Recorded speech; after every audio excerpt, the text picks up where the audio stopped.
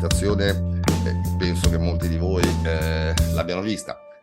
Allora, ringrazio intanto Simone Padovani, che rappresenta Justice Initiative della Fondazione Guido Fluri, e Federico Tulli, giornalista e autore di diversi libri, l'ultimo insieme ad Emanuela Provera, Timothy Love, che non sarà presente perché sono le 2 di notte dove vive, quindi ha lasciato poi un messaggio che ci porterà Simone per lui, che comunque ho condiviso ieri nella chat, ma comunque poi verrà ripassato, e Ludovico Eugenio, che è la rappresentante del coordinamento Italy Church 2.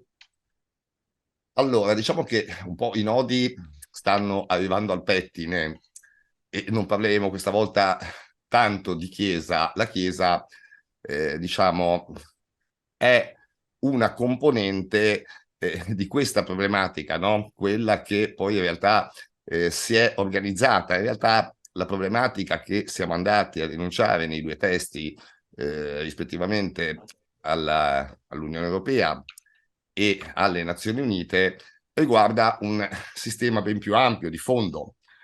La Chiesa, diciamo, ha un aggravante appunto per il fatto che è organizzata e anche per il numero, per il potenziale di vittime, no? Pari alla percentuale, diciamo, della popolazione pedofila, perché purtroppo, come abbiamo visto anche in Francia, i sacerdoti cattolici in Francia sono riusciti ad abusare in media a testa 72 bambini, ed è una cifra davvero enorme, ecco.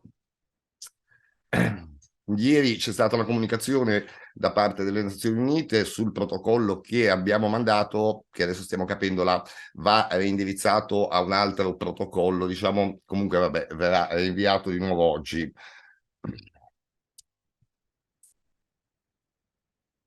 Allora, in Italia abbiamo un fattore particolare, una controtendenza, ecco che forse è arrivato l'avvocato Mario Caligiuri, che poi introdurrà con me, ecco. Ok. Diciamo, abbiamo una controtendenza, no? Mentre è accaduto in tutto il mondo, ovunque, che gli avvocati abbiano scelto di fare delle class action, diciamo, vicino alle vittime, l'Italia, anche qua, sia per quelle del clero, sia per le altre, in realtà non c'è stato nulla del genere, no? Non, ha più stimolato in molte occasioni, qui parlo del clero, difendere i preti pedofili. Infatti ci sono studi legali in Italia che ben tutti conosciamo, che hanno proprio investito su questo business. Purtroppo il sistema italiano con Caligiuri, ecco, scusate, non so perché non ammette automaticamente gli ospiti, con Caligiuri ci siamo un po' guardati intorno e insomma il nodo è piuttosto semplice. Intanto non c'è diciamo un accesso alla giustizia in Italia. Perché dico questo? Intanto teniamo conto che l'accesso alla giustizia, quando lo si fa dopo aver subito un reato, no? Quindi in questo caso viene fatto dopo lo stupro. E in realtà non c'è un accesso perché ci sono una serie di problematiche veramente ostative. Anche i fondi proprio che lo Stato non ha a disposizione per fare indagini, non ha la polizia, perché questo è un altro problema. Io mi trovo, ad esempio, nei tribunali piccoli, non fanno mai neanche una intercettazione, perché poi c'è il problema di leggerle, sbobinarle, e non hanno personale poi per farlo, no? Il problema è che, insomma, riduce le indagini veramente a molto. In più poi ci sono tutti i problemi della prescrizione. Sappiamo benissimo dagli studi accreditati che la vittima ha una maturazione, cioè spontanea, ovvero qualora non venga soccorsa da un adulto, quindi aiutata, stimolata a denunciare per tempo, ha una maturazione che va dai 20 ai 25 anni e anche di più. E come vedete, è vero che Lanzarote ha raddoppiato i termini di prescrizione, e tuttavia non sono sufficienti, perché se la maturazione è di 25 anni con il Lanzarote, quindi dal 2013 la prescrizione è di 20, vedete che abbiamo un buco di 5 anni, un buco che si va poi ad aggravare quando nello specifico nell'ambiente della Chiesa, siccome esistono questi sportelli diocesani, che succede? La vittima istintivamente si reca presso questi e purtroppo però accade che lì spesso e volentieri perde del tempo, perché poi il risultato, da quanto vediamo, al momento non c'è nessuno soddisfatto, infatti poi le vittime purtroppo vanno agli sportelli, poi vengono a chiedere assistenza alla rete, assistenza legale, perché vogliono andare alla magistratura. Il problema è che poi quando ci arrivano qua, intanto hanno lasciato un sacco di informazioni sostanzialmente alla controparte, punto primo, e punto secondo, se non erano ancora prescritti, il più delle volte ce li ritroviamo prescritti, e questo è diciamo un problema, ma c'è un problema a mio avviso a monte, cioè abbiamo detto che la denuncia si fa quando accade il reato e qui manca tutta la fase preventiva, cioè quello sforzo che la giustizia, lo Stato, dovrebbe fare al fine di non arrivare al reato. Quindi abbiamo un'arma a doppio taglio, no? In questo caso. E purtroppo cosa succede? Che il sistema si inceppa perché quando ci sono delle anomalie, diciamo, che non lasciano andare avanti il procedimento, quindi questo viene chiuso per prescrizione, ad esempio il procedimento su Zanardi viene chiuso per prescrizione, chi ha abusato di Zanardi però non è che smette di abusare, questo noi sappiamo che è patologico, no? Che queste persone non smettono. E quindi che succede? È implicito che dovremmo aspettare un'altra vittima, invece qua lo Stato dovrebbe intervenire ugualmente con degli accertamenti, con delle indagini, al di là della prescrizione, cosa che invece diciamo tecnicamente ci sarebbe l'avvio di un procedimento d'ufficio, praticamente questo non accade mai. Queste due situazioni vanno a creare ancora delle altre problematiche, che sono quelle che avrete visto nei testi, rivolgiamo sia all'ONU e in particolare all'Unione Europea, perché in realtà è l'Unione Europea che ha introdotto negli Stati membri la ratifica di Lanzarote con tutte le varie implicazioni, compreso il famoso certificato antipedofilia, che adesso poi vediamo le solite particolarità anche di quello, ma avrete già capito che se manca la denuncia, se c'è la denuncia ma la procura non procede perché è prescritta, capite che nel casellario il pedofilo non ci sarà. Infatti troviamo tantissimi casi, ancora uno recentissimo, non mi ricordo dove, in Lombardia mi pare, di un pedofilo che insegnava in un asilo e malgrado due già precedenti segnalazioni, questo semplicemente si spostava di asilo in asilo, ma continuava a lavorare. E questo di nuovo è un altro problema, perché anche il certificato antipedofilia, che come sappiamo e come dico tutte le volte, purtroppo esclude tutto l'ambiente del volontariato e come ho articolato anche nei testi, insomma, questo crea un problema, perché in realtà chi non può produrre il certificato antipedofilia, cioè colui che è già pregiudicato, e non può andare in un ambiente normale a lavorare, quindi si infila, va a predare nell'ambiente del volontariato. Ci sono delle eccezioni, qua nel Savonese c'è Andrea Chiorelli, che saluto tra l'altro, lui può essere testimone di una situazione, adesso senza andare a indicare il paese, 2 o 3 anni fa ci siamo trovati, sono venute qui un gruppo di genitori lamentando che un pedofilo faceva il bidello nella loro scuola elementare con i loro figli e tutti insomma stupiti del fatto che nessuno gli impedisse di farlo. E io sono andato a vedere un attimino il perché, e qui è di nuovo un'altra falla del certificato antipedofilia, perché il pedofilo non ha dovuto esibirlo per un motivo: non era assunto dalla scuola, ma era assunto da una cooperativa di servizi che dava il bidello in servizio alla scuola, no? Quindi diciamo la cooperativa di servizi per sua natura, essendo anche un rapporto di lavoro occasionale, non aveva l'obbligo neanche di chiederlo, quindi in sostanza sì, sono intervenuti i carabinieri, è intervenuta la questura, ma nessuno ha potuto fare niente perché in realtà questo per legge poteva stare lì in mezzo ai bambini in quella particolare situazione. Ecco, quindi diciamo la problematica a me pare, lo capiate, ecco, è parecchio ampia, no?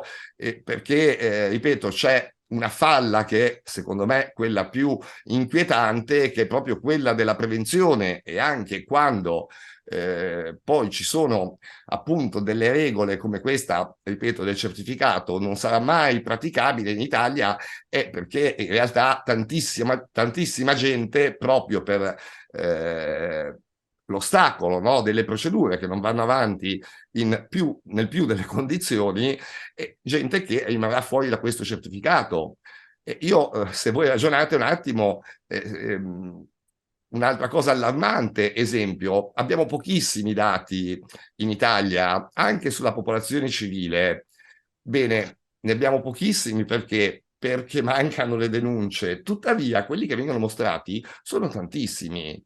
Quindi vuol dire che anche nei dati ampi che ci dà Telefono Azzurro e chi per esso, in realtà non sono corretti quei dati, cioè molto probabilmente sono in enorme difetto proprio perché il meccanismo, impedendone la denuncia, diciamo, ne impedisce poi anche il censimento in qualche modo.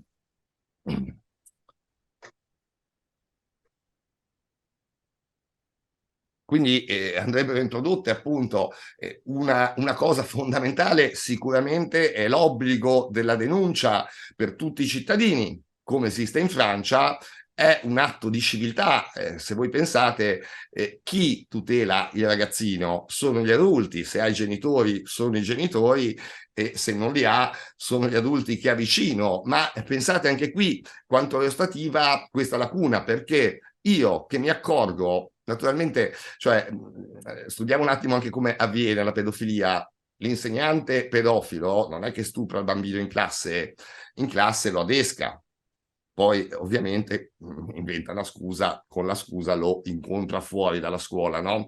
Questo è diciamo, il meccanismo dell'adescamento. Quindi quando, anche io che lavoro, che sono un collega, esempio dell'insegnante, e mi accorgo di qualcosa che non va, non avrò mai una prova che sta stuprando il bambino, tutt'al più mi accorgerò che porta a casa dei bambini, che magari gli fa dei regali, non lo so, ecco, cose del genere. Il problema è che come fai a denunciare un sospetto del genere? Cioè come fai a fare prevenzione, perché questa è prevenzione, se poi in realtà se vai ai carabinieri a dire una cosa del genere, se fai il nome rischi ancora che questo che il nominato, diciamo, ti controquereli, no? Perché poi nei fatti non hai le prove. Spesso poi l'indagine appunto non va neanche avanti perché in realtà non puoi fare una querela, puoi fare tutt'al più un esposto, ma sono convinto che come succede anche a noi, purtroppo puntualmente non vanno avanti, vanno avanti già fatica quando diciamo c'è la querela di parte, cioè quando è controfirmato dalla vittima, spesso e volentieri purtroppo viene fatto poco e niente, compreso il lato preventivo, ecco, tutt'al più vengono appurate le circostanze, poi si archivia dicendo che è prescritto, ma non c'è anche lì la parte che dovrebbe esserci, che è quella che va un attimo a vedere, al di là della prescrizione, il querelato, no? Che magari non è punibile per quello specifico caso, però da dire che non sia pedofilo è un po' difficile per fare un accertamento. Ecco. E quindi, boh, niente, purtroppo anche qua l'avvocato Caligiuri, al quale poi adesso lascerò la parola, vi potrà comunque confermare che il dato anomalo, di nuovo, che è quello legale, no, dell'associazione, è noi su 9 procedimenti che portiamo in un'aula di tribunale, 8 cioè 9, scusate, su 10 procedimenti, pardon, 8-9 vengono archiviati puntualmente, no? C'è da fare festa quando ne passa uno, e capite che questo già di suo fa capire che non c'è un vero accesso alla giustizia, cioè l'accesso alla giustizia è quando 9 procedimenti procedono e uno, pazienza, no? C'è qualche anomalia e non lo fa andare avanti. Invece qua il mondo, diciamo, questo pezzo di mondo è totalmente alla rovescia. C'è in più, appunto, adesso espanderà Mario Caligiuri, che è il responsabile dell'osservatorio della rete Labuso, della rete Labuso, anche con le implicazioni che questo Stato, che insomma un po' spero di aver illustrato e abbiate compreso dei testi che vi abbiamo lasciato, è già preoccupante di suo. La riforma Cartabia sembra aggravi abbondantemente, ecco, questa situazione. Mario, prego. Buongiorno a tutti, ciao a tutti e a tutte. Chiedo scusa per il ritardo, ma è sempre più difficile organizzarsi e questo difetto di organizzazione è legato anche ad alcuni aspetti che considerava Francesco Zanardi pochi minuti fa, e cioè la, la questione della difficoltà della tutela, mi viene subito da dire e da osservare, attraversa tutte le fattispecie di cui ci occupiamo, e cioè la tutela dei bambini e delle bambine, delle donne o delle persone cosiddette vulnerabili.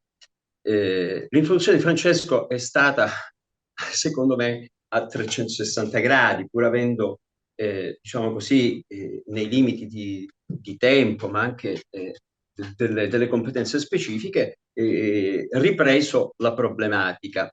Io credo, la prima osservazione che vorrei fare, riprendendo le sue evidenziazioni in un passaggio che ho annotato, è circa la estrema difficoltà, fra le tante difficoltà, considerava quella attinente agli preti pedocriminali quando per tutta una serie di ragioni che poi potremmo anche riprendere, però insomma sono rimessi in libertà o che comunque non sono attinti da un procedimento penale.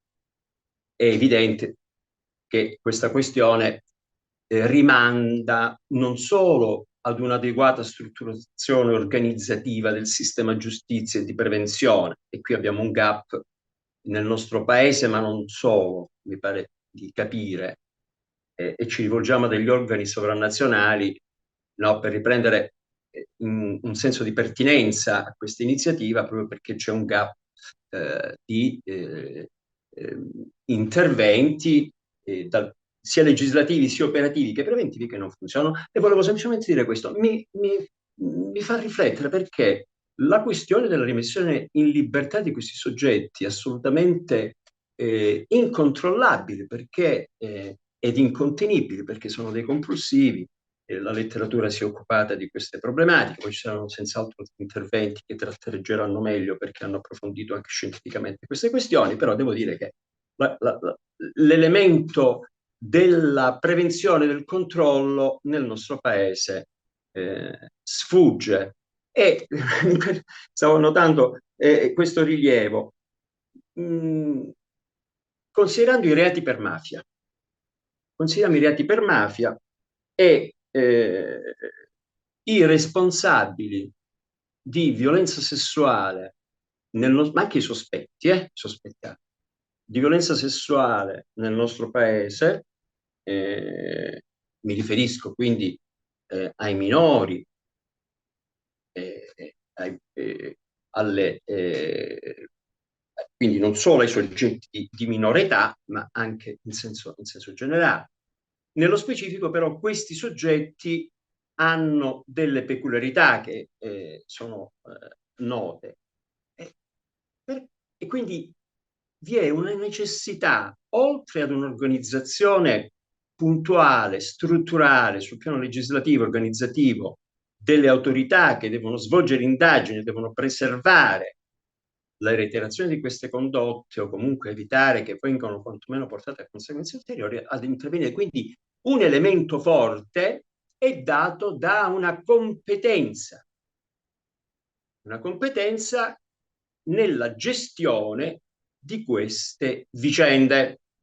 Ritorno all'osservazione sulla questione dei reati di mafia. Quindi i responsabili, e quindi parliamo delle vicende dove vi è un'acclarata dimostrazione della responsabilità penale del soggetto, e la vicenda di Francesco parla da sé.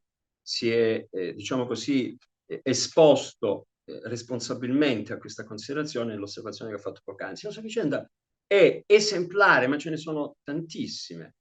Il soggetto è di conoscenza pubblica, quindi il nesso causale fra le problematiche conseguenti, e mi riferisco alla vicenda di Francesco come esempio, ripeto, per intenderci, sono generalizzati. Mi spiego meglio.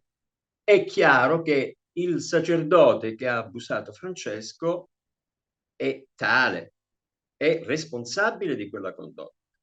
Sulla base di queste caratteristiche, che sono quelle della reiterazione e della compulsione a ripetere, questo soggetto doveva essere posto in una condizione tale di evitare una reiterazione. Lasciando stare poi degli altri preti che abbiamo conoscenza, ma anche nell'immediato, che mi viene in mente l'ultima notizia che abbiamo preso, che riguarda, ormai lo posso dare nome e cognome senza creare problemi, di Giada Vitale, dove il suo aguzzino, il suo violentatore, è stato visto, quindi abbiamo una testimonianza diretta, inconfutabile, che celebrava messa in un luogo che è legato poi al sacerdozio, dopo una condanna passata in giudicato. Quindi abbiamo già un accertamento. Nel caso di Francesco, nella sua specifica condizione, non abbiamo un accertamento e un nesso causale in senso processuale della responsabilità del, mi pare che si chiamasse Don Giraudo, se non sbaglio, alla sua vita, insomma, quello che poi ne deriva. Tuttavia questo soggetto è rimasto libero. Ritorno e concludo sulla questione dei reati di mafia e sulla competenza affinché determinate previsioni possano avere conseguentemente anche in senso legislativo, applicativo, di tutela. E me lo sono annotato, ho scritto ricorda. Quindi, ed è equiparabile anche ai reati di violenza domestica, ai maltrattamenti in famiglia, quindi alla violenza sulle donne, no? Tutte queste problematiche sono accomunate. Quindi questi soggetti, dopo la scarcerazione, quindi andrebbero per una questione di prevenzione, quindi per prevenire la recidiva e per tutelare la vittima, andrebbero seguiti, cioè andrebbero per evitare appunto queste questioni.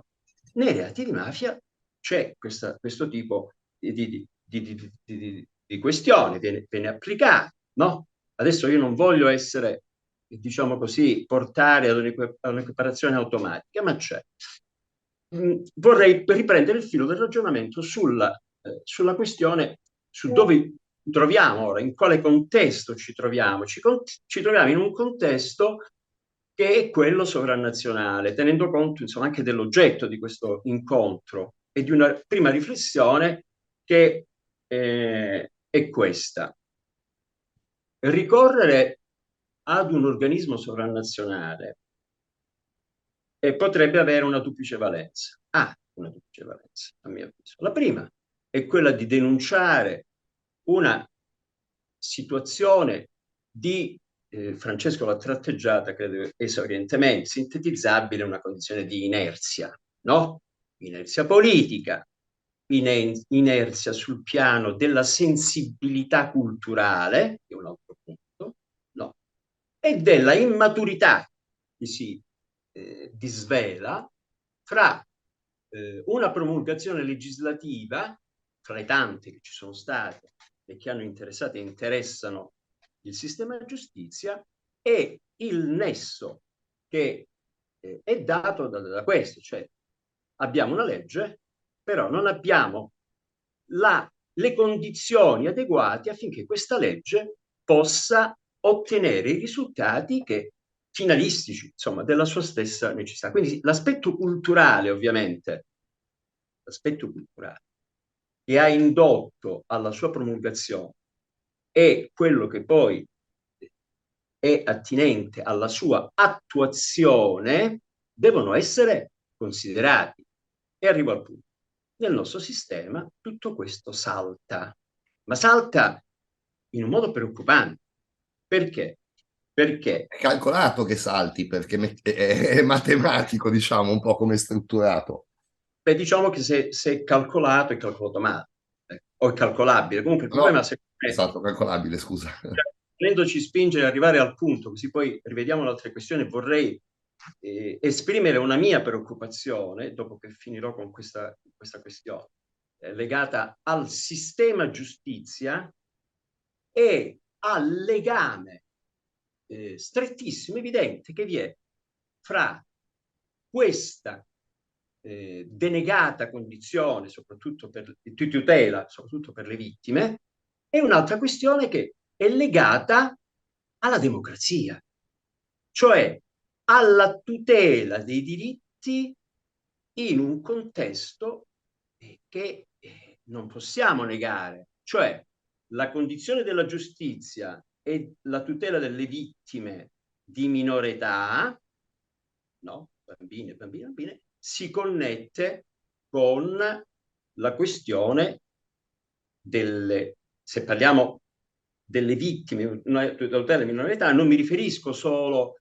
alla violenza sessuale, ma mi riferisco ad una concezione culturale adultocentrica, no? Dove determinate questioni non sono approfondite, e questo si lega con la questione delle competenze, no?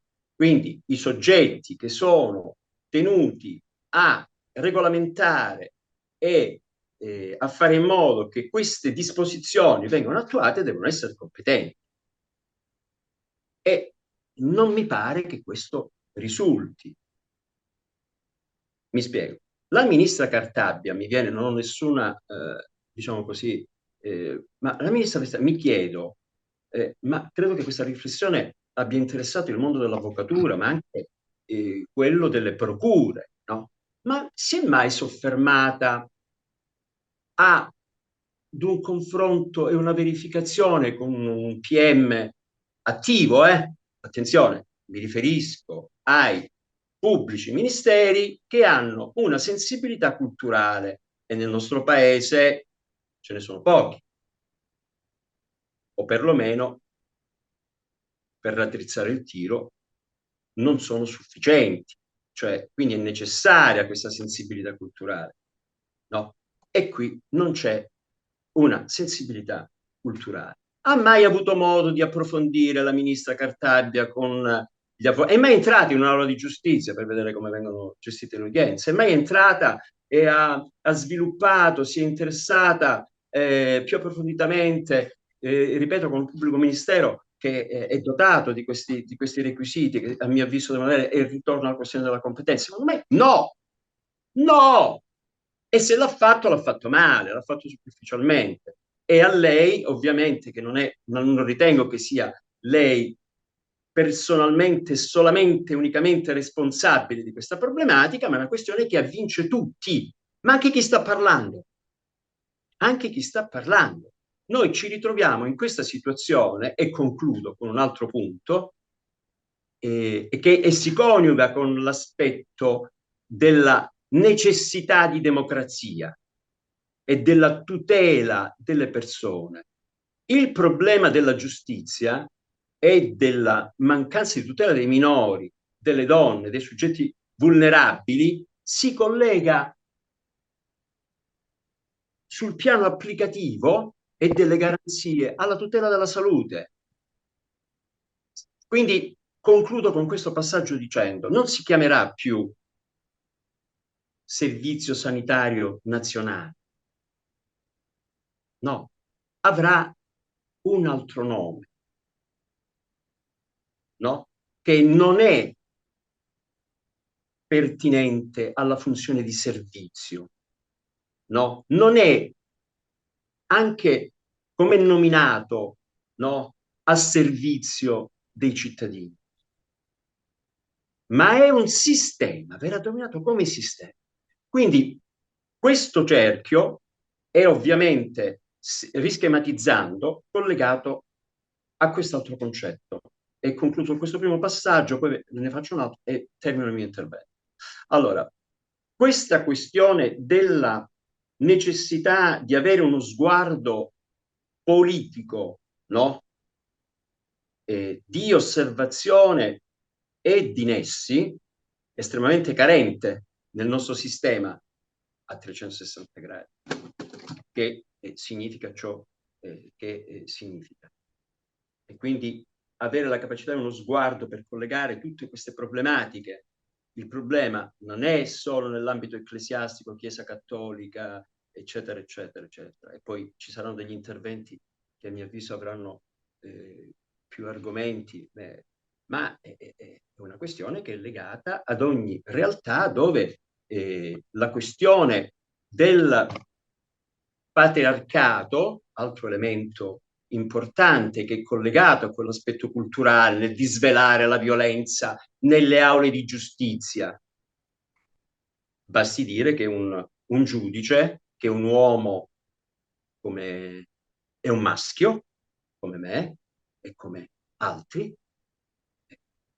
la sua osservazione tecnica è legata poi indissolubilmente ad una questione culturale. Così il PM che fa le indagini, no? Perché avremo una bomba in senso negativo, micidiale, se dovessimo avere un incompetente, no? Scusatemi, e devo dire che purtroppo mi capita spesso di trovare, non solo a me, io parlo, mi assumo questo spazio rapidissimo, è un problema che riguarda tutti gli avvocati e le avvocate che si occupano di queste problematiche.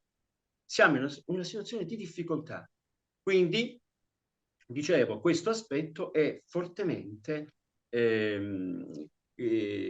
agganciato e ad una problematica che riguarda la cultura, ripeto, patriarcale, e quindi inevitabilmente si deve collegare a tutte le questioni che sono state evidenziate dai centri antiviolenza, dalle donne che si occupano di queste problematiche, dalla questione femminile.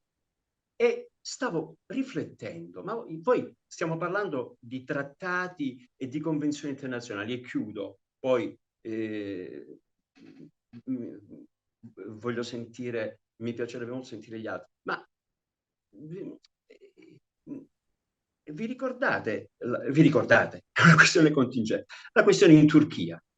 Cioè, in Turchia c'è una questione estremamente grave che è legata a quello che stavo considerando poc'anzi, cioè che è legata alla Convenzione di Istanbul.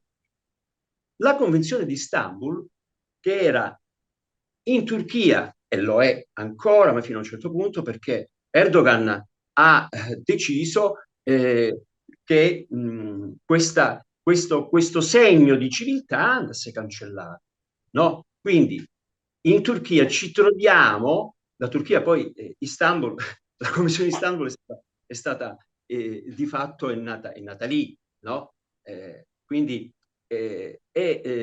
la Convenzione di Istanbul nella giustizia riparativa, concludo questo concetto, quindi non vorrei che si arrivasse in termini diversi e in forme diverse a questa sorta di negazione.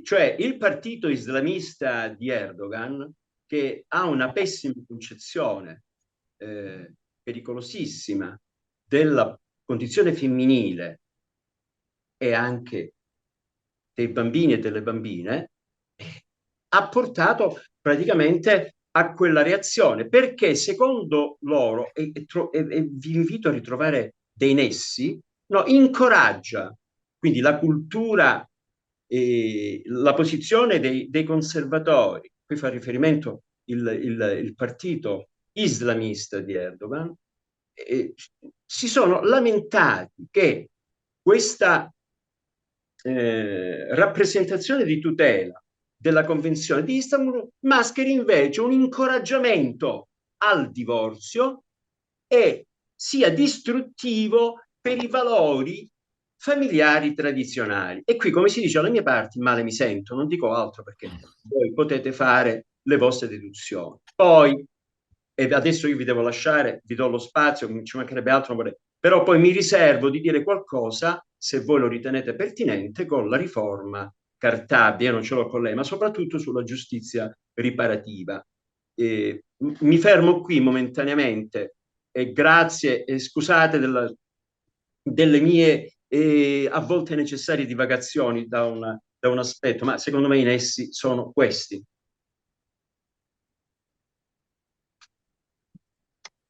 Sì, eccoci. Allora, scusate che Federica è rimasta fuori. Ehm, allora, sì, va bene. Purtroppo, tornando un attimo, così poi chiudo e passare a Federico Tulli, un po' il nesso di quello che sia l'avvocato ha spiegato, che poi è contenuto anche, diciamo, nella documentazione, nelle richieste.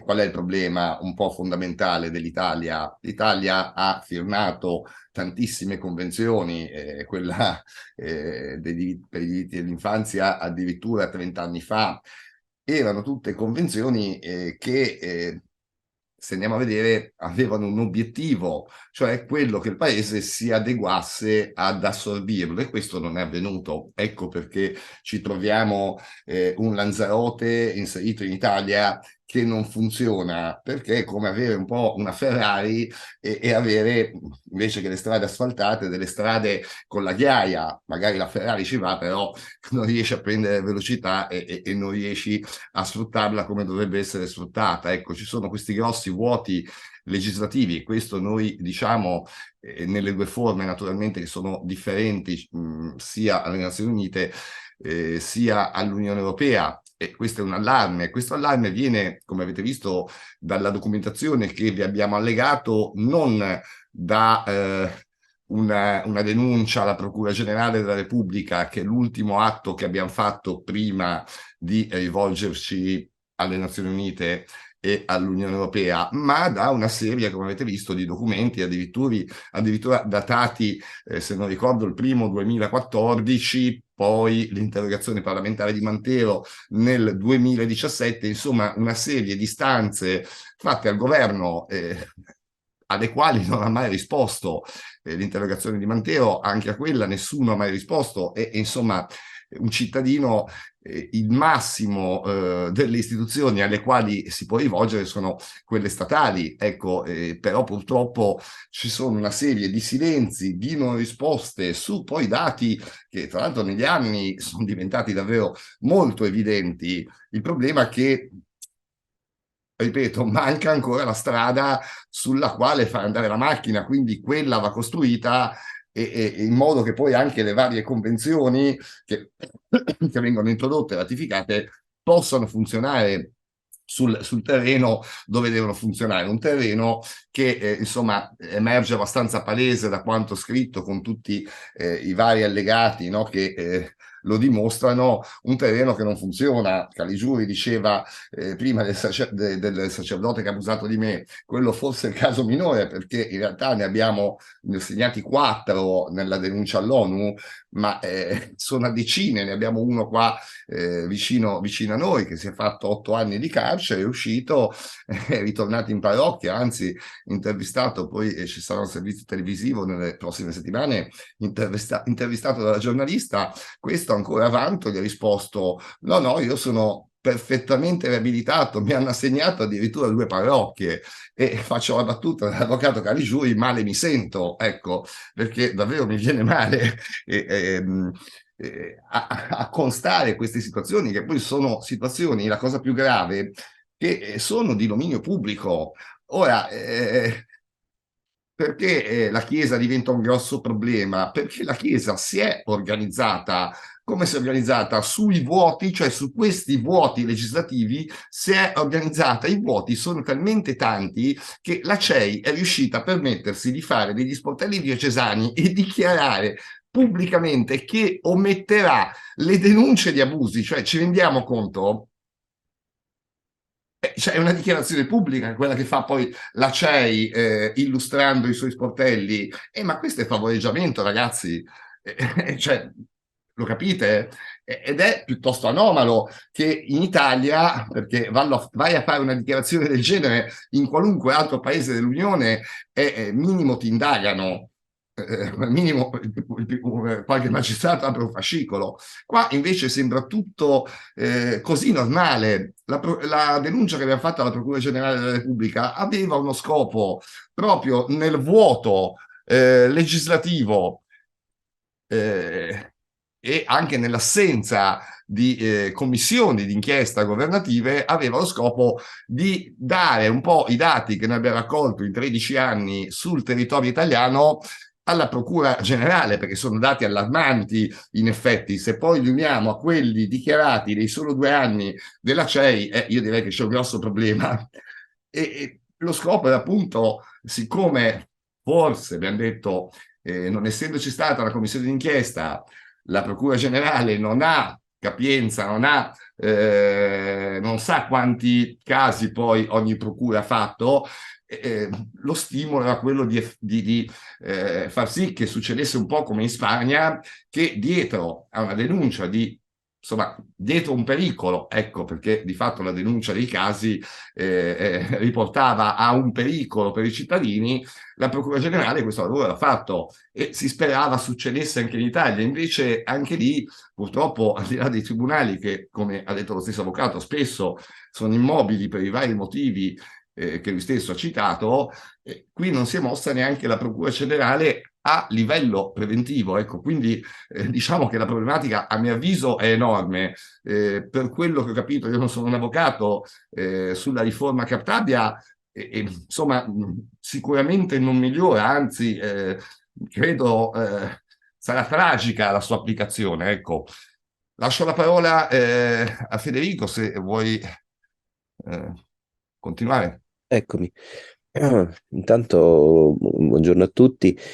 No, grazie a Francesco per l'opportunità di intervenire in questa sede. Io forse ecco, da giornalista ehm, probabilmente porterò degli elementi che confermano quello che chiaramente sta dicendo Francesco, ma anche come dire, le preoccupazioni espresse dall'avvocato Caligiuri. Io circa un anno fa, poco più di un anno fa, ho iniziato a realizzare un'indagine per una rivista italiana che poi si è conclusa alcune settimane fa, partendo da due domande che forse pochi giornalisti in Italia si erano posti fino a quel momento, diciamo in questi anni, e una di questi giornalisti è qui, e credo Ludovica Genio sicuramente se la sarà apposta. Cioè, la mia domanda era: quanti preti pedofili ci sono stati in Italia dal 2000 in poi? Quanti sono stati i casi di pedofilia nel clero in Italia dal 2000 in poi? La seconda domanda: in che modo in questo periodo, appunto dal 2000 in poi, dal 2000 fino al 2021-2022, lo Stato, le istituzioni italiane e la Chiesa hanno affrontato questo fenomeno criminale e quindi è stato efficace il modo in cui è stato affrontato, quindi prevenzione, repressione, eccetera, insomma, come hanno agito. In estrema sintesi, ora, appunto, questo anno di indagine giornalistica l'ho racchiuso in una sorta di database che sono riuscito a realizzare avvalendomi della collaborazione ultradecennale, più che decennale, con Francesco e con la rete L'Abuso, ma anche andando poi a fare i riscontri incrociati con fonti di stampa e anche fonti istituzionali. Sono entrato diciamo in diversi archivi. In freddi numeri, freddissimi numeri, quello che ho potuto scoprire è che appunto tra il 2000 e il 2022 in Italia sono stati denunciati 146 sacerdoti, denunciati alla magistratura italiana. Di questi 146 casi, 113 sono giunti a sentenza definitiva di condanna. Le vittime accertate di questi casi sono state 516, quindi una media di circa 3 barra 4 vittime accertate per caso. Dal calcolo delle vittime è escluso quelle delle vittime di pedopornografia, che saranno purtroppo centinaia se non migliaia. Lo scorso anno, e questo è quello, diciamo appunto, a cui sono giunto in termini di numeri. Lo scorso anno, a novembre, la Conferenza Episcopale Italiana ha tenuto una conferenza stampa per rendere pubblico il risultato dell'indagine commissionata a un organismo che loro definivano indipendente sulla base dei dati raccolti appunto nei centri d'ascolto di cui parlavano prima sia Francesco che l'avvocato Caligiuri. E durante quella conferenza stampa, alla quale era presente anche Ludovica, è emerso che per quanto riguarda casi di pedofilia, cioè denunce di violenze compiute su bambini al di sotto dei 14 anni, sono state 40 nei 2 anni presi in considerazione. In quella sede poi è uscito fuori, secondo noi, il dato più importante, che era assolutamente ignoto. Si sapeva che esisteva questo dato, ma la Conferenza Episcopale non l'aveva mai reso pubblico, e cioè che dal 2000 al 2020 le varie diocesi italiane, quindi la Chiesa italiana aveva trasmesso alla Santa Sede, al Dicastero per la dottrina della fede, 630 fascicoli riguardanti denunce per pedofilia nei confronti di sacerdoti. Questi 630 fascicoli non equivalgono, hanno tenuto a precisare, a 630 sacerdoti denunciati, perché probabilmente cioè, più denunce riguardavano lo stesso sacerdote. Però, diciamo, per brevità, 630 più 40 fa 670 dal 2000.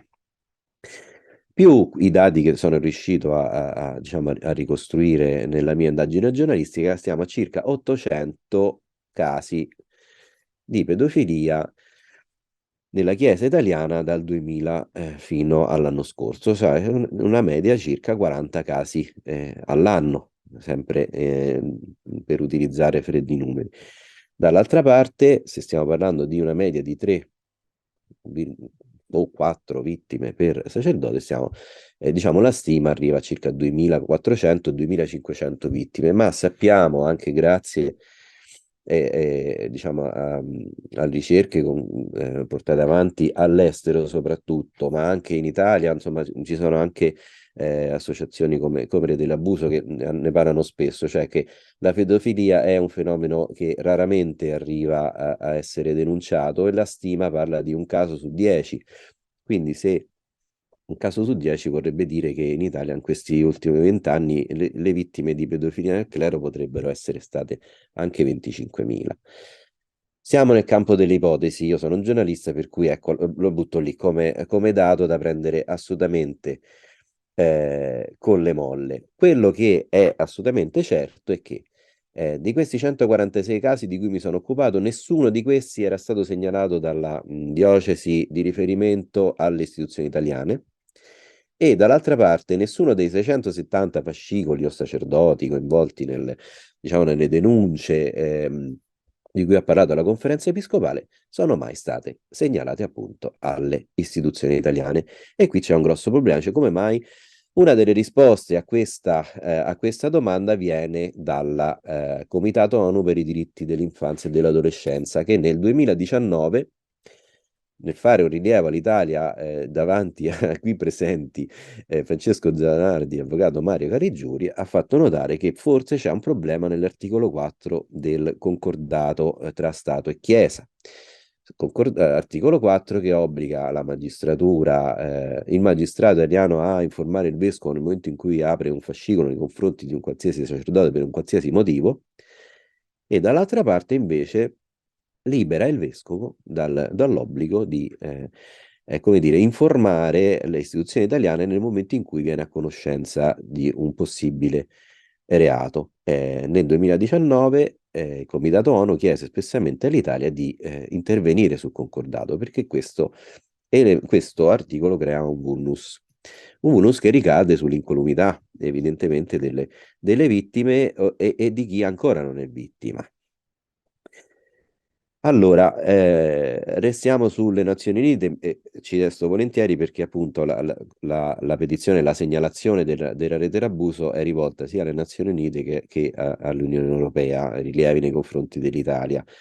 Nel 2014 il Comitato ONU per l'infanzia e l'adolescenza invece si trova di fronte a Ginevra il Nunzio Vaticano perché appunto la Santa Sede era stata chiamata a rispondere da tutta una serie di associazioni di vittime e sopravvissuti alla pedofilia nel clero per la violazione appunto della Convenzione ONU per i diritti dell'infanzia.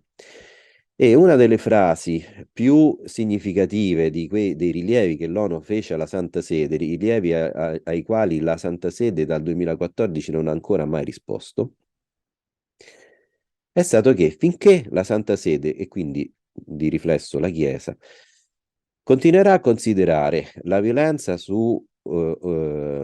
violenza fisica e psicologica nei confronti di un bambino o di una bambina prepubere un peccato, cioè un delitto contro la morale, appunto, e non un crimine violentissimo contro la persona, è difficile che qualunque tipo di provvedimento possa essere messo in campo per prevenire o reprimere possa avere una sua efficacia. Questo rilievo, per quanto mi riguarda, di riflesso ricade anche sullo Stato italiano che Zanardi, Rete dell'Abuso, chiamano in causa per omesso controllo. Dietro c'è appunto questa mentalità, questa chiamiamola ideologia, che come accennava anche l'avvocato Caligiuri, persiste nelle aule dei tribunali o nelle caserme dei carabinieri che raccolgono le denunce e che dovrebbero quindi poi far partire determinate indagini.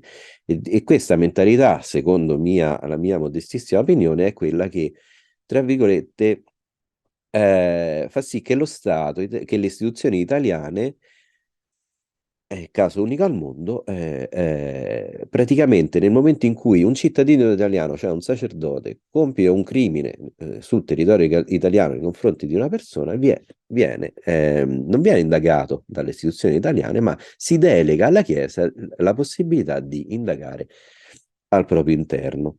Ora, il problema qual è? Il problema è che la pedofilia, insomma, non è un peccato, non è un delitto contro la morale. Uso la definizione dello psichiatra Massimo Fagioli, secondo me azzeccatissima e che rende molto bene l'idea. La pedofilia è l'annullamento della realtà umana del bambino. Questa cosa sta a dire che prima ancora che una violenza fisica, che una lesione fisica violentissima, è una violentissima azione, è un'azione violentissima nei confronti della realtà interna della persona, quindi della psiche, è una violenza psicologica. Ed è questo il problema che poi diciamo, si ripercuote, Francesco l'ha raccontato tantissime volte, nella vita personale di relazione delle vittime appunto di uno stupro in età prepubere. Cioè la violenza psicologica lascia una lesione che, ahimè, la vittima si porterà appresso per tutta la vita. Non a caso loro si chiamano sopravvissuti, Francesco lo ha detto tantissime volte, e basta andarsi a leggere insomma un po' di libri, un po' di studi, un po' di statistiche. Ahimè, tantissime persone che hanno subito violenza da bambini raramente sopravvivono anche fisicamente appunto a quello che hanno subito. C'è droga, c'è suicidi e così via. Chi sopravvive fa tantissima fatica appunto diciamo, a inserirsi nella società e a vivere, uso una parola orrenda, normalmente. Anche questo Francesco ce l'ha raccontato tante volte. Ecco, io penso che di tutto questo sì, la Chiesa appunto per una questione ideologica, l'idea che sia un peccato e che quindi, come c'è scritto anche nel codice penale della Santa Sede, si tratta di un atto sessuale di un adulto con un minore, quindi un atto sessuale già c'è l'idea che la sessualità e la violenza più o meno siano la stessa cosa, quando invece sono esattamente l'opposto. Se c'è sessualità non c'è violenza e viceversa, ma che quel che presuppone una partecipazione della vittima alla violenza che subisce. E a me questa cosa sta anche nel codice penale italiano, quindi anche lì c'è un grosso problema, quello di quasi mettere sullo stesso piano vittima e violentatore.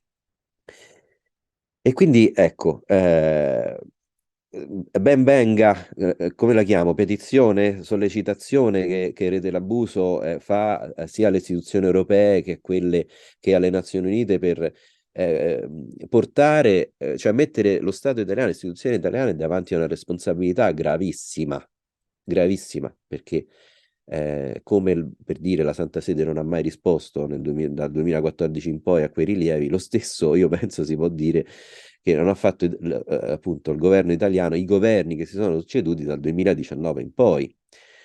Chi è il bambino? Chi sono i bambini per costoro? Questa è la domanda, ecco, che forse non mi sono fatto durante l'inchiesta, però ecco, emerge dal modo in cui reagiscono le istituzioni italiane appunto a sollecitazioni del genere, cioè chiamiamola indifferenza, ma forse è ancora peggio, un'affettività, non vedere il bambino per quello che è. Per cui io spero, ecco, che attraverso, magari la mia domanda può essere che cosa si può ottenere con questa azione. Io spero che insieme anche alla petizione che sta portando avanti la Fondazione Guido Fluri, poi magari appunto Simone ci dirà di più, si arrivi a una sensibilizzazione dell'opinione pubblica che poi faccia pressione anche attraverso i media. Nei confronti appunto della politica, dei politici, delle istituzioni per cambiare lo stato delle cose. Magari ci vorrà tanto tempo, però insomma, se non ci proviamo, non potremmo stare, come dire, in pace con noi stessi, secondo me. Grazie. Grazie Federico. Aggiungevo, perché mi hai fatto fare due riflessioni mentre parlavi proprio dei patti lateranensi, e le due riflessioni sono una che purtroppo tante volte la comunicazione di cui parlava Federico da parte della magistratura al vescovo, purtroppo le procure non sono tutte grandi, in procure piccole fa desistere anche il magistrato, no? Perché capite, mettetevi nei panni di un investigatore che va a dire all'imputato, no, in sostanza, perché questo avviene, sto indagando su di te, quindi o il magistrato ha delle risorse, esempio una procura come quella di Milano, che ha sicuramente più risorse di quella di Savona, magari le mette in campo, no? Alcuni magistrati, proprio per aggirare questa comunicazione, negli anni ho notato che usano un escamotage, cioè aprono un fascicolo, cioè notizie di reato, ma senza l'imputato, no? In modo che l'assenza dell'imputato, in questo caso il sacerdote, non attivi, diciamo, la comunicazione, no? Poi chiusa l'indagine, trasformano il fascicolo con la notizia di reato e il nome dell'imputato, quindi la comunicazione, però in quel caso avviene che ormai le indagini sono state fatte, no? Quindi diciamo sia l'imputato che il suo vescovo non erano informati, quindi diciamo un po' di più se la scampano, perché se no, capite, anch'io se fossi indagato e so di esserlo, è ovvio che evito telefono, evito qualunque cosa, evito anche di andare su Facebook. Un'altra riflessione, di nuovo, che mi è venuta dietro la modifica dei patti lateranensi, che insomma sarà, credo, l'obiettivo in Italia davvero lontanissimo, ma questo ancora a maggior ragione sarebbe il caso di estendere l'obbligo della denuncia, come ha più volte detto l'avvocato Caligiuri e come ha più volte scritto, proprio perché adesso, in questo momento, non potendo denunciare, perché non c'è l'obbligo di denuncia, quindi con l'obbligo di denuncia invece qualunque cittadino e anche l'associazione potrebbe denunciare eventuali notizie di reato, inserendo questo obbligo di denuncia, diciamo che tutti sono tenuti a denunciare. Quindi il problema è vero che i patti lateranensi danno un privilegio ai vescovi, ma in questo caso, diciamo, verrebbe parecchio meno, no? Perché mentre adesso, oggi, la notizia che succede, si va in diocesi, si denuncia, la cosa viene detta al vescovo, dal sacerdote o da chi per esso, il quale poi ha la facoltà di denunciare, non lo hanno mai fatto e comunque sarebbe anche piuttosto complesso farlo in Italia, no? Se non accompagni direttamente la vittima. Questo passaggio salterebbe perché la signora che raccoglie i bigliettini della messa, no? A fine messa, se si accorge di qualcosa avrebbe questo obbligo giuridico. Il collega dell'insegnante che si accorge che il suo collega porta puntualmente dei ragazzini a fare il dopo scuola a casa e gli viene qualche ragionevole dubbio, potrebbe denunciarlo, no? Quindi aggirando un sacco di ostacoli, no? Perché poi, come succede nella Chiesa, purtroppo, questo accade anche nelle scuole, negli istituti, e l'istituto ci tiene alla propria onorabilità. Essendo complesso anche denunciare, perché ripeto, le problematiche sono quelle che abbiamo scritto nei testi e di cui abbiamo parlato prima, purtroppo questo diventa un altro incentivo alla fine, no? A non fare la denuncia, perché sono più i guai che ti crei, insomma, ti crei anche una brutta reputazione e niente, diciamo, quindi questo sarebbe, per quello che insisto molto, è importante. No, Mario, perdono. prego, Vorrei solamente aggiungere brevissimamente, poi ci sono ovviamente gli altri interventi. prego.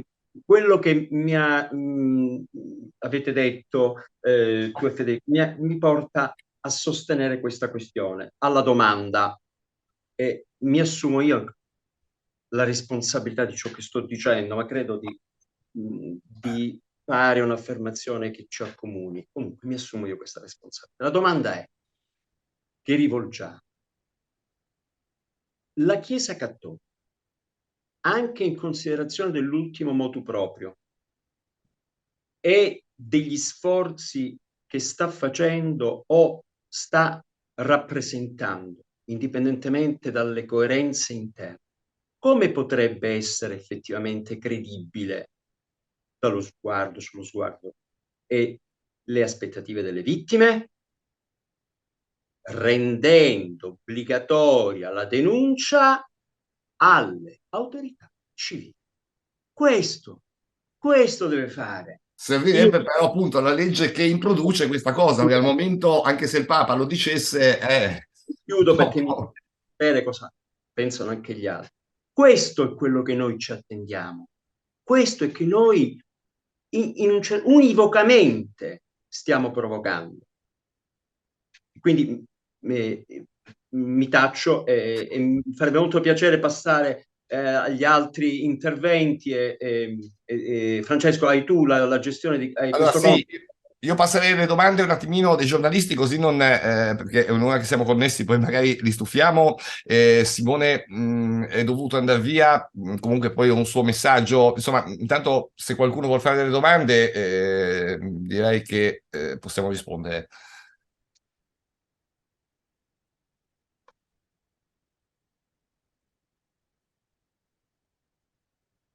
Nessuno. E... Ah, ecco, Piero Elisa, ciao, buongiorno. Sì, ma cioè, più che domande, diciamo che ci sono le domande che avete posto anche a livello, come dire, dello Stato Vaticano e a livello della magistratura italiana, fanno fatica a trovare riscontri. dico intanto, questo lo dico sempre a Francesco, ma lo voglio dire pubblicamente, dico la tenacia e la forza di Francesco, che da tantissimi anni si scontra contro un sistema allucinante che nel nostro piccolo ad Enna stiamo provando con mano, va sicuramente premiato, e mi auguro che queste petizioni e queste attenzioni che a lui prima o poi giungano al dunque. Dico, io ho seguito le vostre considerazioni e mi sembra di comprendere, voglio rivolgere a te Francesco questa domanda, che si possa quasi configurare una sorta di associazione fra queste persone che insomma sono messe tutte assieme per coprire alcuni abusi, comunque alcuni comportamenti che sono sicuramente fuori dalle norme giuridiche. Un'associazione fra persone che insomma fanno quadrato. Perché faccio questa considerazione? Se vuoi io mi taccio e poi faccio un'altra considerazione. Cioè, esiste la possibilità di configurare un reato di associazione fra queste persone che diciamo, si mettono a baluardo a difesa dell'indifendibile? Guarda, allora, grazie alla domanda. Effettivamente una cosa simile la scrivo, nel senso, guardando la giurisprudenza, i reati associativi sono quando 3 o più persone in accordo si mettono in accordo per eludere un crimine, un reato. Ecco, questo quindi diciamo, non lo dico io, è un articolo di legge, lo dice la legge italiana, e infatti io sono stupito anche per il fatto che, insomma, voglio dire, è vero che non hanno dato dati, ma la CEI, cavolo, ha detto non denunceremo la magistratura, e qui abbiamo 68 persone.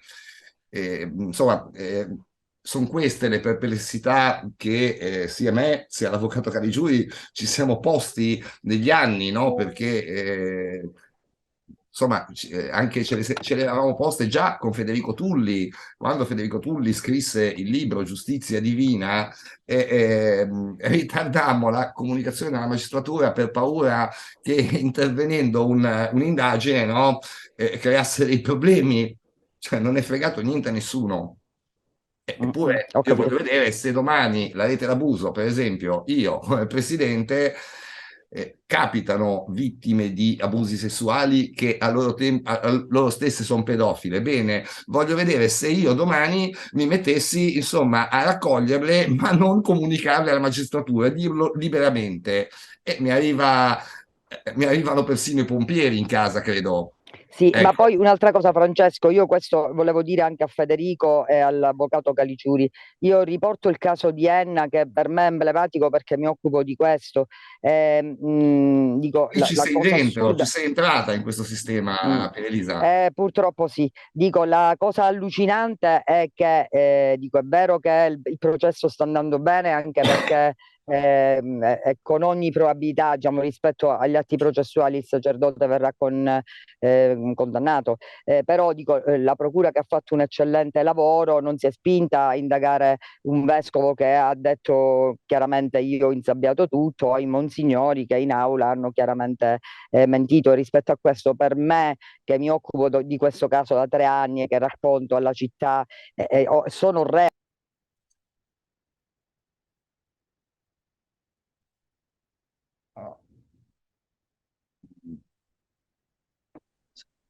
Ti abbiamo perso, Pierelisa. Io, sì, dagli un segnale. Pierelisa, Pubblica, eccoci, sì. ci sei, non ti sentivamo più, ok. Ah, Forse benissimo. E dove eravamo arrivati? no, dicevi di Enna. Dico di Enna, dico, la procura ha fatto un eccellente lavoro, però ecco, probabilmente per quello che sono le carte processuali il sacerdote verrà condannato, però non si è arrivati al vescovo, che in un'intercettazione chiaramente dice io ho insabbiato tutto, ai monsignori che in aula hanno chiaramente mentito. Guarda, Cioè ti non dirò c'è di più, nessuno. non è Enna, qui parliamo di un reato omissivo, proprio di quello che stavamo parlando prima, ma se andiamo a vedere, anche il processo che stiamo facendo a Salerno, dove il sacerdote è stato condannato a 8 anni, io ho letto le carte d'indagine, bene, la procura si è limitata ad indagare sul ragazzino che ha querelato, cioè questo sacerdote aveva una comunità con diversi bambini, nessuno si è preoccupato di sentire gli altri bambini qualora fossero stati molestati. Posso, Sì, lo so. posso introdurmi in questo quesito Prego.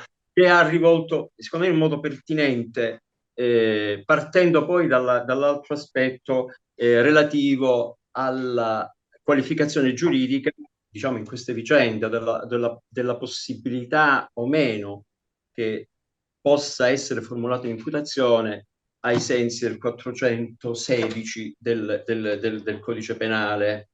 Non vorrei dire una sciocchezza. Sì, e quindi parliamo del reato associativo, no?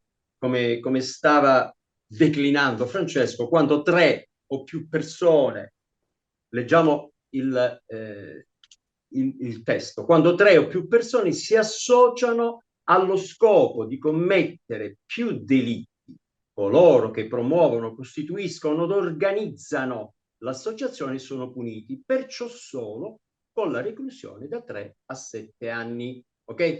Allora, da questa formulazione, nel coloro che promuovono, costituiscono ed organizzano, rimanda al ragionamento che facciamo poc'anzi. Vorrei aggiungere una questione. Qual è il ragionamento? Che bisogna dimostrare nel corso delle indagini, con la riforma Cartabia altamente depotenziata, perché hanno eliminato tutta una serie di reati satellite predittivi della violenza sessuale, dei maltrattamenti in famiglia, eccetera, eccetera. Comunque, che vuol dire? Vuol dire che alla domanda come mai non, il problema rimanda alle condizioni necessarie per individuare, attraverso indagini con strumenti di varia natura di cui le procure sono dotate o dovrebbero essere dotate, se non lo sono si dovrebbero dotare, e quindi occorrono soldi, occorrono il coraggio di indirizzare lì anche un investimento, diciamo, è un investimento, cioè si può ottenere sul piano preventivo un risultato ottimo, ma non tanto per la formulazione magari, ma per, diciamo, per evitare che in quel contesto che è riferibile a una diocesi, il vescovo di turno, direi, perché questa questione dell'insabbiamento organizzato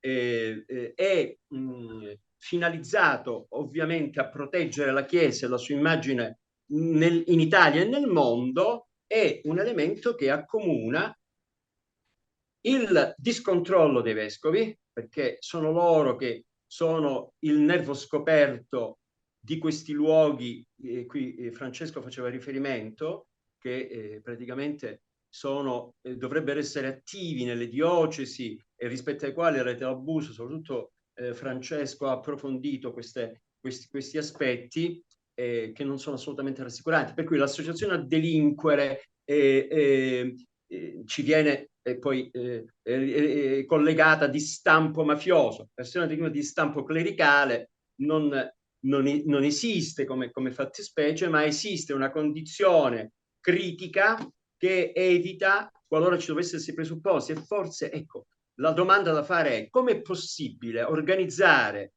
un insabbiamento, no? Il caso è la rete dell'abuso è parte civile in quel processo. Anche querelata, anche indagata. Anche, io sono anche imputato. Vabbè, se per questo anche io sono querelata, quindi figurati. E ridico male mi sento. Quindi per concludere questo passaggio importante sulla responsabilità che la CEI ha sulla questione dei vescovi e della loro responsabilizzazione, del loro controllo, della loro partecipazione ai depistaggi e alle responsabilità enormi che hanno affinché per evitare che il sacerdote nello spostamento non sposta la sua pulsione non rimane nel posto dove stava prima, se la porta dietro. E noi abbiamo tantissimi casi, ma anche Left si è occupata di queste questioni sulla assoluta inefficacia degli spostamenti. Per ritornare sul punto, quindi che è legata poi a una questione culturale, dove questa volta l'indice va puntato nei confronti della Chiesa. Come fa la Chiesa in automatico nella sua organizzazione a incidere culturalmente sulla posizione di potere che i vescovi hanno in queste realtà? Noi abbiamo raccolto in quasi tutti i casi che potrebbero rappresentare una qualificazione del reato ex 316 del codice penale, no? Nel senso che vi deve essere necessariamente nell'organizzazione di uno spostamento il concorso di quantomeno 3 persone, no?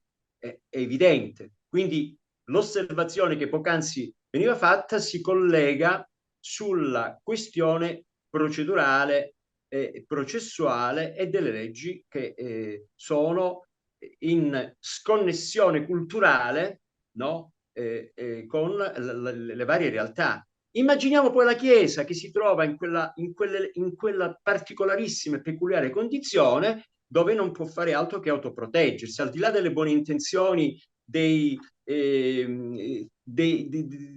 coloro che rivestono una responsabilità. Mi riferisco alle Zuppi, mi riferisco a tutti coloro che sicuramente si sono dedicati ad un cambiamento, ma di fatto il problema o si coglie nella sua essenza, e cioè nelle questioni, nell'ottica con cui viene vissuta, gestita e organizzata la prevenzione all'interno, ed è stata rievocata poc'anzi da Federico sulla questione attinente agli abusi e a ciò che li determina. Quindi è la Chiesa stessa e la sua organizzazione interna e la sua enorme responsabilità che ha nella pretesa di poter risolvere un problema così complesso e grave da sola. Finisco dicendo questo. Concluderei con questo passaggio, questa mia precisazione sull'associazione delinquere, eccetera, eccetera. Cosa si dovrebbe fare oggi? Io voglio chiarire una questione. Rivolgersi agli organismi sovranazionali non vuol dire che qui si allenta la presa e si abbandona, no, la questione, non ce la facciamo più. No, noi confidiamo nella sensibilità di realtà politiche che hanno a cuore realmente queste condizioni di discriminazione, di sbilanciamento, di negazione dei diritti. La questione della giustizia per i diritti resta un elemento fondamentale, per cui noi questa questione non intendiamo assolutamente abbandonarla. Anzi, con questa occasione ci rivolgiamo a tutte le realtà che hanno effettivamente a cuore queste problematiche, come si dice, no? Che sono sensibili e vogliono partecipare realmente ad una trasformazione. Dietro c'è un grande pericolo, cioè il pericolo della normalizzazione, il pericolo che le notizie che un fatto di abuso sessuale su un bambino o una bambina, ma anche una religiosa o un religioso all'interno possa essere un fatto di cronaca che rimane fermo lì. Altro punto, e concludo veramente, occorre una commissione parlamentare d'inchiesta. I dati provocatoriamente, Federico, dico provocatoriamente perché così come si è fatto con con gli approfondimenti, con il sistema che la rete d'abuso ha e rende a disposizione sulla cartina, sulla rilevazione, sulle questioni delle percentuali, sui sacerdoti sulla suddivisione. Questi due aspetti, quelli realizzati dalla rete d'abuso e dall'EFT, portano ad un altro, inducono, ritorno all'affermazione di Federico, quando dice io sono un giornalista, cioè non è che devo fare i calcoli delle percentuali e devo fare le statistiche, no? Quindi è una presunzione, è un'ipotesi, no? Ma anche l'ipotesi di reato va sviluppata, no? Per verificare se c'è un fumus, per tutelare qualcuno o qualcuna che si trova in una condizione di difficoltà o soggiogata da un abuso di potere o di autorità. Come in questi contesti purtroppo vediamo come un abuso su un bambino o una bambina sia così incisivo da fondersi con la questione della fede, con la figura del padre e con tutte le questioni di cui voi qui siete sicuramente forse più di me esperti e avete approfondito. Ma io mi rivolgo a chi ha la possibilità di sentire ciò che è stato trattato oggi.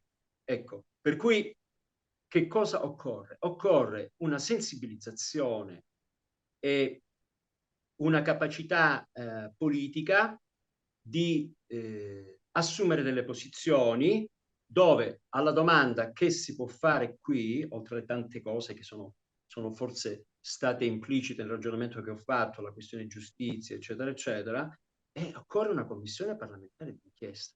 Ultimissima questione, se mi è consentito, per la questione... Sì, così poi passo la parola anche a Ludovica che... No, io pensavo che... Ma senz'altro.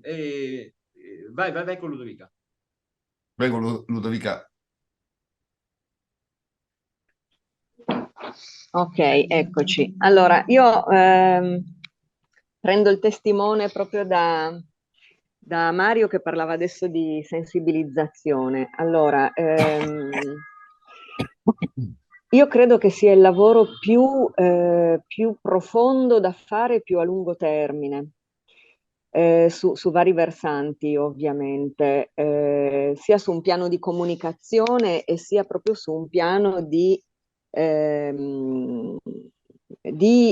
approfondimento delle tematiche, perché qui i versanti, almeno da un punto di vista mediatico, si moltiplicano.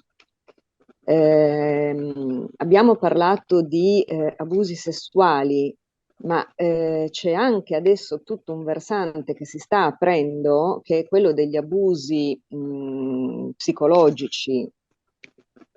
Restiamo nell'alveo degli abusi psicologici, ma ci sono anche quelli spirituali e così via, e patrimoniali, che sono molto complicati da definire, da circoscrivere da un punto di vista giuridico, perché oltretutto dal 1981 non esiste più una legge sul plagio, e fortunatamente direi, perché quella legge sul plagio non era adeguata, ma non c'è neanche un altro dispositivo che possa venire in aiuto per definire, stabilire e sanzionare anche questi reati. Quindi le lacune, i vuoti sono tanti,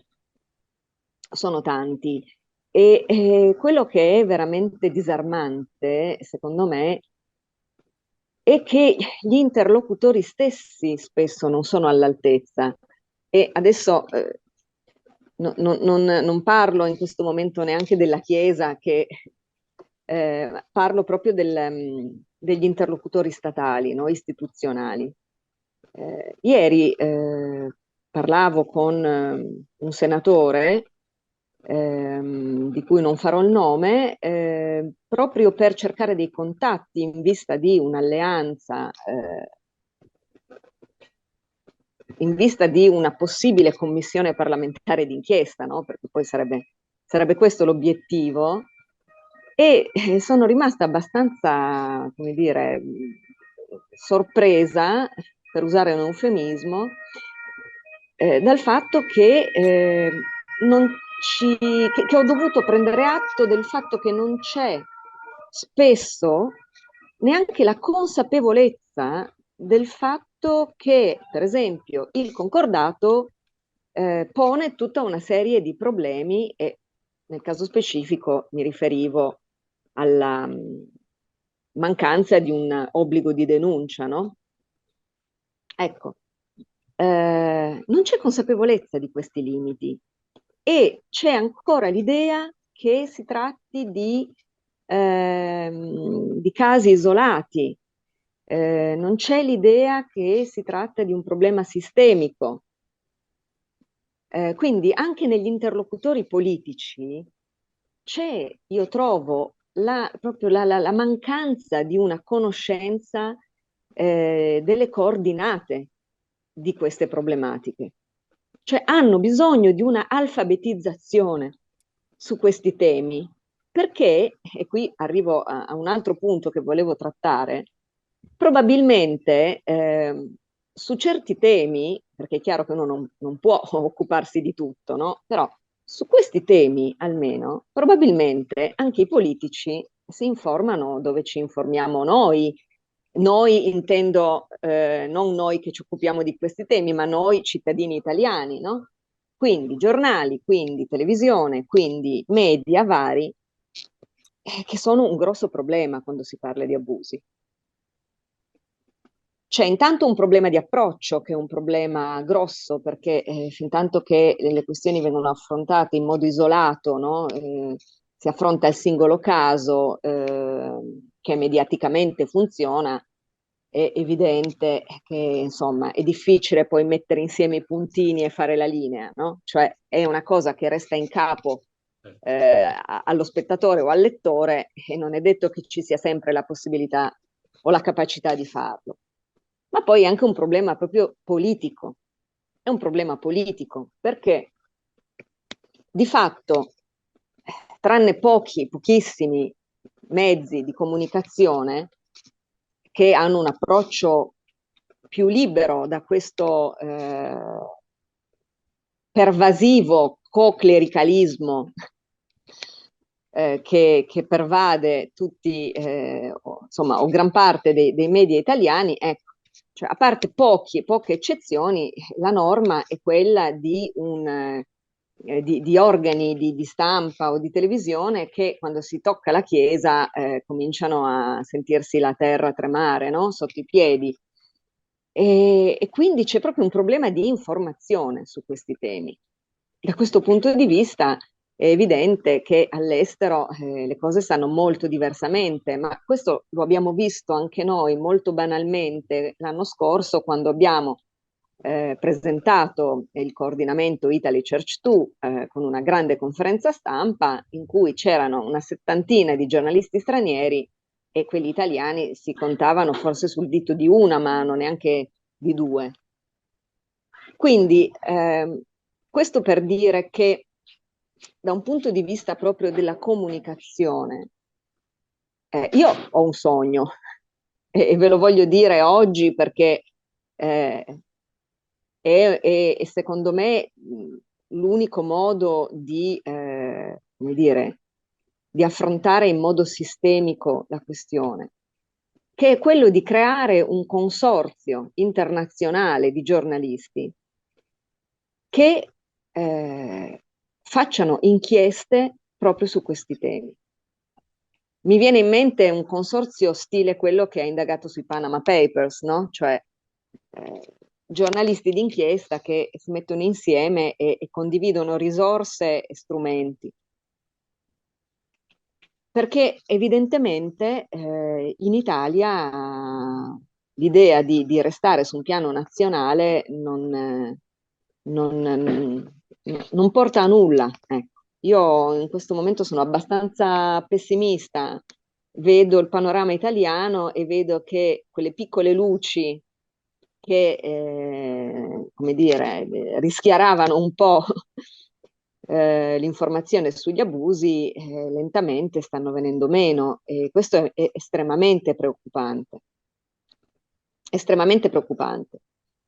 Si sta anche facendo un po' una sorta di normalizzazione, secondo me, della cosa, no? Perché anche la maggior parte della stampa, no? Quella più, diciamo, la più, a parte le poche eccezioni, questi casi vengono, insomma, ormai sono normali, sì, c'è la vittima, viene abusata, non riceve giustizia, bisticcia con la, cioè nel senso reclama di non riuscire a Certo. riceverla, ma è diventata ormai diciamo una cosa normale, no? Sì, e poi devo dire che, e faccio qui un piccolo esempio, no? Cioè c'è proprio una sorta di sudditanza, questo ce lo siamo detti tante volte, ma è sempre più evidente rispetto alle istanze ecclesiali, che è anche questa veramente disarmante. Faccio solo l'esempio, no, della presentazione dei dati del report della Conferenza Episcopale Italiana lo scorso novembre. Allora, un report che era già nelle premesse totalmente carente, fuori fuoco, lacunoso anche nel metodo, perché dirò solo due numeri, due cifre, ma a fronte di 227 diocesi italiane, è vero che alcune si sono accorpate, diciamo 160, ecco, a fronte di 160 diocesi, i report davano conto dei dati di 30 sportelli diocesani, cioè lacunoso, cioè era un report anche scientificamente poco rilevante, per usare un eufemismo, no? Ecco, cioè la stampa italiana, tolte alcuni casi, hanno dato una versione dei fatti totalmente, diciamo, come dire, soddisfacente, soddisfatto, no? Cioè, questo passo della conferenza episcopale era un passo che rischiarava il cammino, ma in realtà erano più le lacune che non i dati.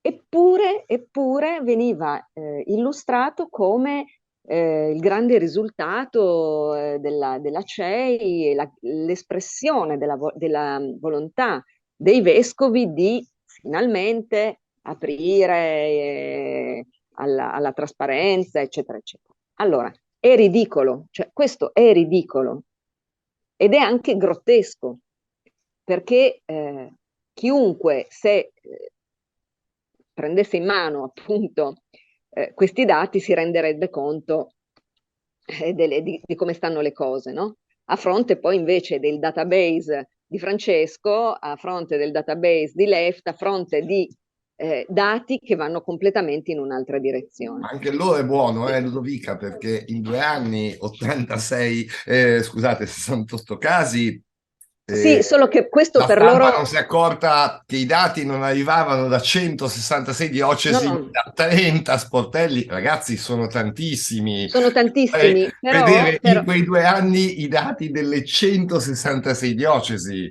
assolutamente Eh, sono dei dati molto rilevanti, che però sono stati presentati dalla CEI, sì, e sì, questo non l'ha fatto notare nessuno, come la totalità, diciamo, dei dati, non dei dati a cui si era arrivati, ma la totalità dei casi, no? Dei casi di pedofilia fondamentalmente. E caspita, spetta alla stampa mettere il dito nella piaga, no? e invece non ha E, letto il report. e invece la gente non legge, non si accorge, e se non si accorge, se si accorge sta zitta, perché sappiamo appunto come funziona. Quindi, allora, a fronte di un'interlocuzione... Ludovica, l'avevi Non perso. Ludo? Ti abbiamo perso, Ludo. Mm. Francia, intervieni tu, vedi che Non so. Scusate, no, no, ci Eccola, sono, ci eccola, sono. eccola. Eccoci, ti abbiamo No, perso no, per ci un attimo, sono. Ludovica. Sì, no, perché ho ricevuto una telefonata Ah, ok, ok. e mi si è interrotto tutto. Va bene, sono qua. Allora, dicevo, l'interlocuzione con lo Stato è tutto in parte già sperimentato e in parte da sperimentare adesso. Il tentativo si fa, come Italy Church stiamo cercando di creare dei contatti e di sollecitare un'alleanza tra persone di buona volontà e interessate al tema che vogliano metterci la faccia. Vedremo come andrà. L'interlocuzione con la Chiesa, secondo me, sarà impossibile fin tanto che le vittime saranno percepite come nemici.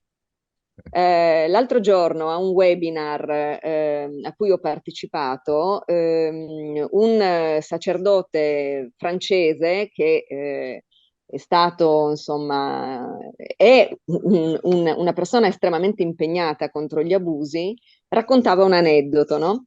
E cioè che in uno dei gruppi di lavoro realizzati dalla Conferenza Episcopale francese, un vescovo. Oh, Madonna. Ludovica ha la voce? Sì, Temo l'abbiano richiamata. sì, sì. Ma Eccoci. Eccola. C'è qualcuno di molto insistente che mi vuole chiamare. Dicevo, un vescovo in un gruppo di studio della Conferenza Episcopale francese ha avuto un lapsus e ha detto non abbiamo ancora finito di lottare contro le vittime, no? Voleva dire di lottare contro la pedofilia, invece ha detto di lottare contro le vittime. Questo per dire che le vittime sono percepite come il nemico, come l'elemento di rischio. E quindi fin tanto che le cose staranno così, tutti i documenti, le revisioni dei documenti, come l'ultimo del Vaticano, no? La revisione dopo 3 anni di Vos Estis Lux Mundi, che pone la questione su un piano prettamente disciplinare, è escluso che possa avere una qualche rilevanza. Cioè, il problema anche lì è molto più profondo, è un problema di una percezione, come dire, e una concezione, come dire, totalmente mistificata del potere e del ruolo sacro, no? E del ruolo della figura del prete, che è un ruolo sacralizzato. Quindi, fin tanto che non si riuscirà ad andare a monte di tutte queste cose, Vos Estis Lux Mundi, che a tutt'oggi resta, come dire, il tentativo più, vogliamo dire, dignitoso di mettere a posto, almeno da un punto di vista disciplinare, la questione delle denunce, resterà totalmente inefficace, perché è un documento che sancisce un approccio da, come dire, autopolizia, no? Come fa un organismo a essere la polizia di se stessa?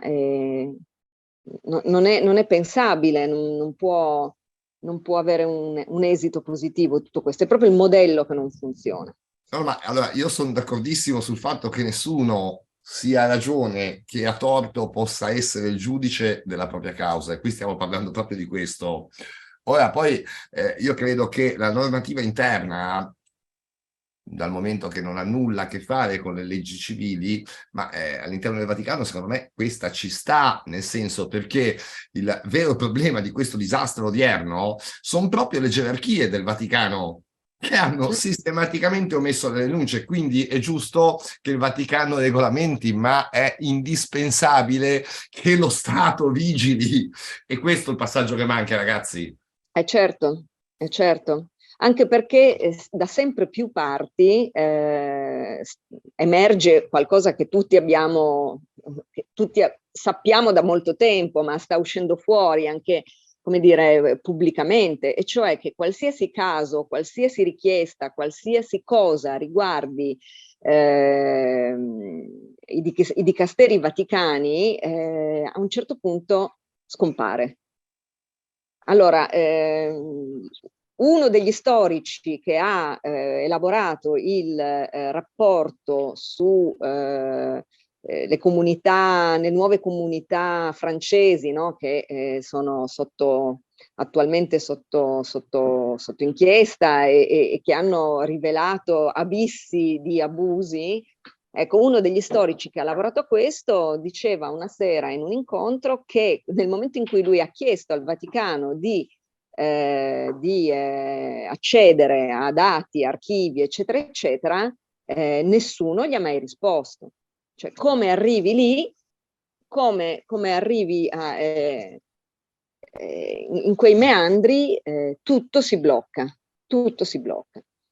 E quindi sì, il problema è a Roma. Contesta, ci voleva una stampa anche che contesta, perché io ho guardato il servizio delle Iene l'altra sera, l'hanno fatto notare, ma sui giornali no, cioè ho visto attendibilità in quel processo fatto da Pignatone nello Stato del Vaticano, quando il processo parte malissimo, cioè hanno tolto gli imputati, perché in realtà Radice e tutti gli altri hanno fatto quello che le gerarchie al di sopra gli hanno detto di fare, compreso il giudice del Tribunale Vaticano. Eppure questa cosa non è uscita sui giornali, questa cosa è secondo me indispensabile, perché dà davvero il livello di credibilità del Vaticano. Guardiamo un po', hanno avuto 3 casi e non li ha risolti, più quello dell'Orlandi, che sono 40 anni che va avanti, no? Sembra quasi Dallas, la telenovela, e non si risolve, no? E quindi capiamoci, hanno avuto in quello Stato proprio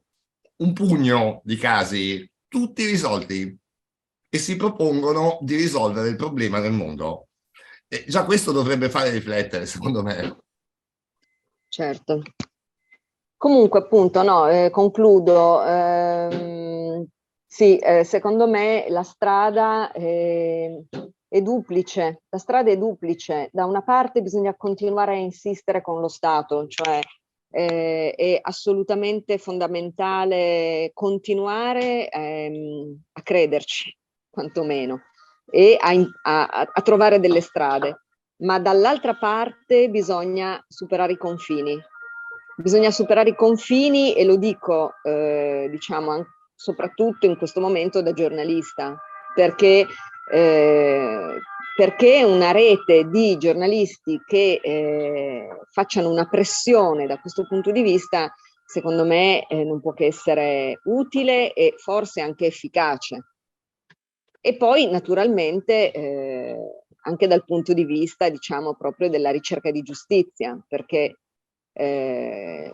questa petizione che oggi viene presentata è un passo importante per il riconoscimento anche all'estero della situazione, delle lacune, dei problemi che ci sono in Italia. Quindi credo che la strada da percorrere sia assolutamente questa, cioè una visione sempre meno provinciale e sempre più globale anche di questa problematica, insomma, di questa questione.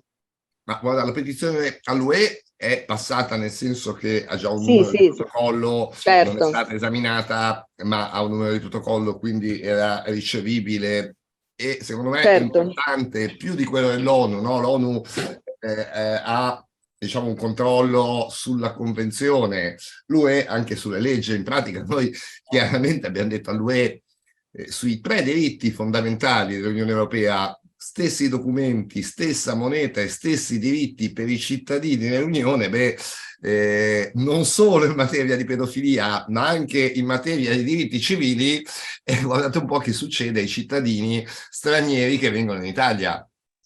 Li perdono. Certo. Perché è un'area vuota, no? Nel senso, ha introdotto le leggi, ma poi queste non sono applicabili, no? Come vediamo con Lanzarote, questo succede con tantissime leggi, no? Perché, ripeto, manca la famosa strada dove la Ferrari può fare 300 all'ora, no? Invece di fare 300 fai 10, anzi, e si spacca pure, no? Perché tocca sotto. Scusate l'esempio. Va bene, qualcuno vuole intervenire? Ulrika, tu hai finito, giusto? Sì, sì. A me piace tantissimo l'idea del consorzio internazionale di giornalisti. Ma guarda Federico, in realtà è qualcosa che io ho sentito dire il giorno prima della conferenza stampa che facemmo a maggio dello scorso anno, no, di Italy Church 2, il giorno prima, sempre in sala stampa estera, c'era stata la presentazione, Francesco se lo ricorda, del libro di Lucetta Scaraffia a Newsday. In quell'occasione, qualcuno tra i giornalisti stranieri che erano presenti auspicò proprio la creazione di un consorzio giornalistico. Non so se nella sua mente così era, diciamo,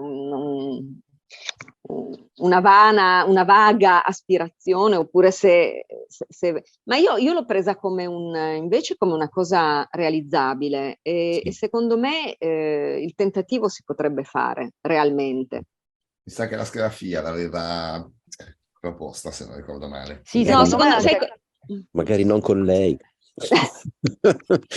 Dico, la strada di un consorzio, scusate se mi intrometto, è molto importante, perché credo che noi siamo il front office, diciamo, rispetto a un pubblico che sconosce completamente o preferisce non conoscere l'argomento. Io ho notato che è cambiata completamente la sensibilità rispetto a quando ho iniziato a occuparmi di questo caso. Certo, io sono sola qui, sono completamente sola, nessun collega come dire, viene alle udienze, nessun collega riprende le notizie, io faccio anche fatica a farle passare danza perché mi dicono ma dobbiamo seguire tutte le udienze, dobbiamo seguire tutte le udienze perché in ogni udienza avviene sempre qualcosa di nuovo e di importante da raccontare, quindi l'idea del consorzio, così come è stato fatto, che so, per la violenza contro le donne, insomma una serie di giornalisti che si occupano e hanno esperienza e anche competenza rispetto alla materia, mi sembra una proposta molto interessante.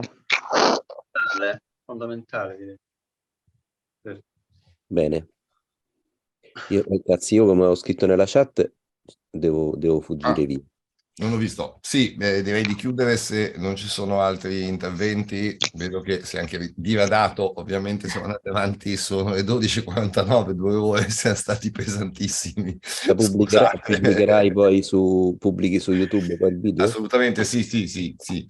Poi ripubblicherò l'integrale, poi scriverò qualcosa a riguardo. Diciamo, se nessuno ha più nulla da dire, ringrazio tutti. Grazie a voi. Padovani è dovuto andare via, adesso vi faccio pervenire a tutti un messaggio di Team Love Sara Oviedo, che probabilmente voi siete tutti nel gruppo dell'accredito, quindi l'avete già ricevuto ieri in italiano e in inglese, dove anche loro fanno un intervento, siccome le 11 di mattina italiane erano le 2 di notte, e ECA ha voluto comunque dare il suo contributo. Sara Oviedo, lo ricordo a tutti, è l'ex vicepresidente del comitato ONU che nel 2014 tirò su il polverone, diciamo, sulla Santa Sede. Quella condanna del 2014 ne arriva, diciamo, dal comitato dove Sara Oviedo ne era il vicepresidente. Ecco, quindi diciamo è anche una persona che è visionaria in questo, ha una buona struttura. E niente, va bene, sarei qui, grazie a tutti. Ciao, a prestissimo. Grazie, a presto, buona giornata. Ciao.